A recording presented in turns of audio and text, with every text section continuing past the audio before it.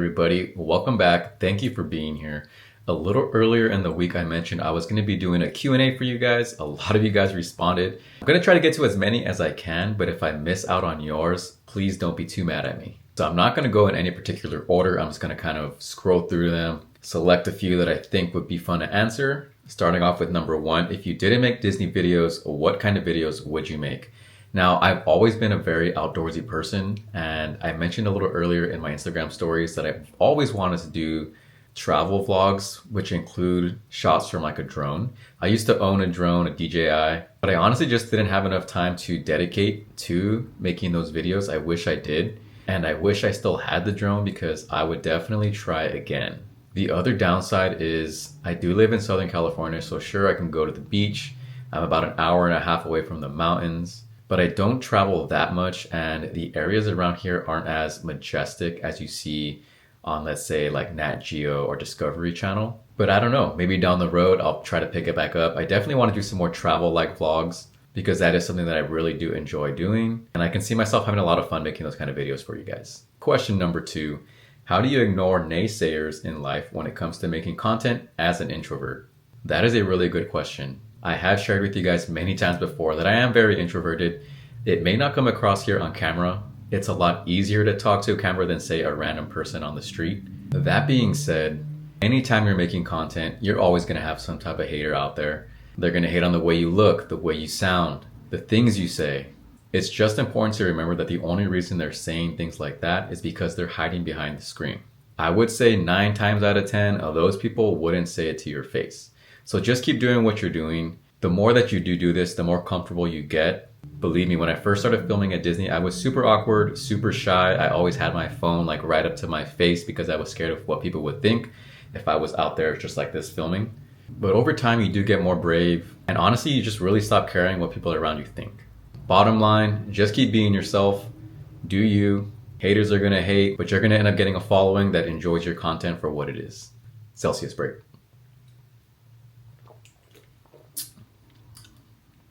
I've been drinking one of these like every other day. Probably need to stop, but they're so good and I'm so tired all the time. Question number 3, have you been to Disney World? If so, do you like Disneyland better? Now, I haven't been to Disney World yet. I haven't been lucky enough to do so. It is definitely on my list. I want to go drinking around the world at Epcot. That being said, since they do have that there, I probably would give it to Disney World. Simply because I've heard that that drinking around the world experience is really, really fun. I know everybody that loves Disneyland is going to hate me for saying that, so let me kind of backpedal a little bit. As of right now, Disneyland is the superior park, but it is the only one I know. It is the original, and for me, it probably will end up being the most magical. If you want to fight me on that, go ahead and do so in the comments. Moving on to question number 4. What are your 2025 goals? Love this question because it is super vague. I honestly don't have too many goals this next year. Just keep growing what I have right now. I do want to keep up this YouTube channel, but I can see it being very, very difficult. I don't know how these YouTubers do it. It's so much content to edit. When it comes to Instagram, it's like a minute and 30-second video, so super easy to do. I can get pretty lazy. I put things off to the very last minute. So this is going to be a challenge for me for sure. All right, next one up. What is your gym schedule like? I used to be very, very strict about the gym. I would go at least 5 times a week, sometimes 6 if I had the time to do so. Nowadays, it's a little bit more laid back. I at least try to get in there 4 times a week, but it's normally been around 3 just because I've been so busy, not only making content, but just being an adult. I mean, I'm 30 years old now. 5-6 years ago, I didn't have to worry about much, to be honest. I was very fortunate to just be kind of living my life at my own pace. But lately things have been speeding up a lot and it's just a lot harder for me to find time to make it to the gym. But at the end of the day, I do prioritize health over everything. Next question, what filter or camera do you use? Your photos always look great. First off, thank you so much for the compliment. I do go back and forth between using just the regular iPhone camera. I also use the Fujifilm camera that Andrea has. And then as far as editing goes, I do it all in Lightroom. Each picture is different depending on the lighting at the time, but I do have a couple presets that I will select just so I have like a starting point. What I notice makes the most difference is the color grading. So in the highlights, I do like to have a lot of orange colors in there. And in the shadows, I prefer to have like a teal or blue hint to it. I don't know, I think that contrast just works really, really well. It gives a really nice dark and moody look, which I personally like. Now, sometimes that doesn't work for all photos, so I will also go ahead and be using a warmer or richer preset. Definitely feels more like a hug. You get those warm colors in there. The oranges are a little bit more richer, a little bit more saturated, and it just gives a dreamy effect overall. But like I said, it honestly just depends on the picture and which preset looks best to start off with, and then I fine tune it after the fact. Next question, what is the biggest challenge that you faced being a content creator? Honestly, just kind of believing in myself and coming out of my shell a little bit. I normally am a very reserved or shy person. If you know me in real life, you know that's true. So I think just working on myself and building the courage to even make these videos has been one of the hardest things for me to overcome. But I've been doing it for a little over a year and a half now, and what I will say is it has gotten easier. So if you're thinking about starting doing something like this, I say give it a shot, experiment with different things, see what works for you. Don't try to copy somebody. I would say that's my biggest tip to anybody trying to get into content creation. Find your own voice. Don't try to mimic somebody else, because then you're really just not going to be having fun anymore because you're not being you. Kind of reminds me of that scene from Surf's Up. Cody's me, let me be me. If you've never seen that movie, definitely check that one out. I love it. I actually just saw it a couple weeks back and I forgot how good it was. But here I am just rambling on. I went from a very serious question to a movie. So let's move on to the next question. What is your background or expertise, and what do you love most about creating content? Love that question. Has two parts to it. Let's go ahead and start off with the first question. What's your background? I don't really have too much background in filming. I mean, I've always loved it. I've always loved cameras. I've loved photography in the past. But I definitely wouldn't say I'm the greatest videographer. I think having previously had some history taking photographs has helped to a certain degree, but I really don't think it has had too big of an impact. Second part, what do you love most about being a content creator? I would probably say just all of the experiences that I've been able to have because of my content creation. Being able to meet all of you out there when you guys come up to me, I love doing that.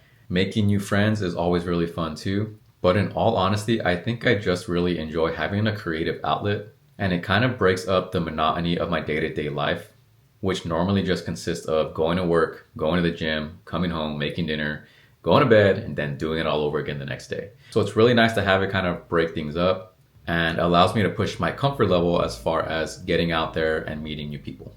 Okay, next up we have, what tools do you use for editing and managing content? Like I said earlier, when it comes to photos, I do primarily use Lightroom. I don't really use any other photo editing app. There are a ton out there that I have tried, but I just keep coming back to Lightroom. I do pay for that. Andrea and I have the pro version. So it does come with a little bit more bells and whistles, and it comes with some cloud storage, which is definitely a plus. And then with video editing, I honestly just use CapCut. I've tried a couple different other options as well, but to me, CapCut has just been the easiest to use. And everything is done on my iPhone. I am probably going to start using my iPad for the long form content, just so I have a bigger screen and I have my Apple Pencil. So I could do a little bit more unique fine tuning on that. But yeah, you don't really need anything too crazy. You don't need the best computer. You don't need the best camera or anything like that. Honestly, just use your phone.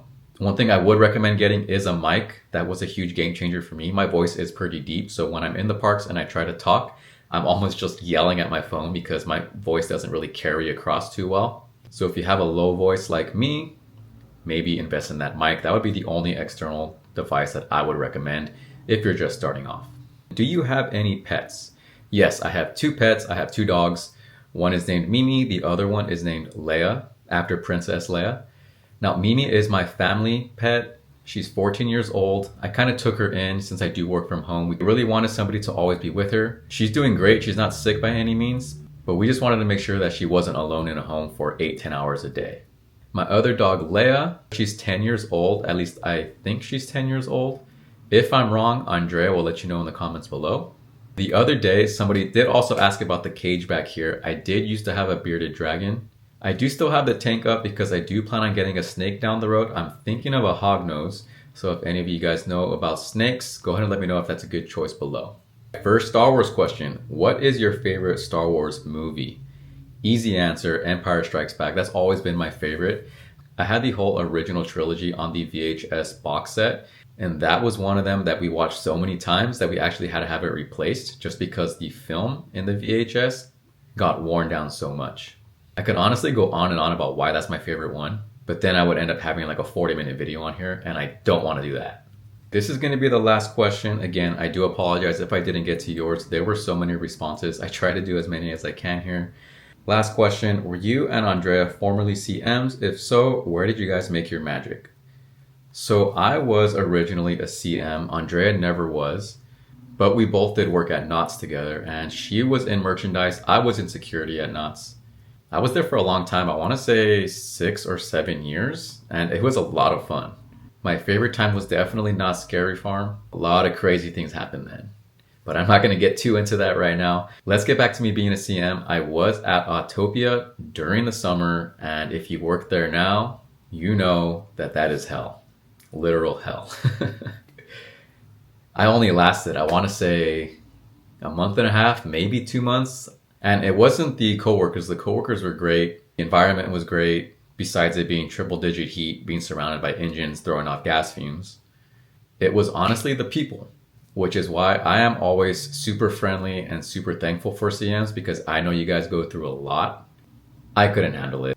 You really don't know how rude people can be until you've worked in a customer service position, such as being a CM.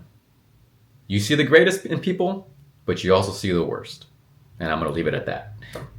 But anyways, thanks for watching, guys. I appreciate you being here. If you made it all the way to the end of this video, thank you so much. I do plan on continuing to put videos out here. Again, not too sure exactly what is going to be posted, but I am going to force myself to stay dedicated to this. If you guys catch me slipping, go ahead and call me out. Till next time, guys.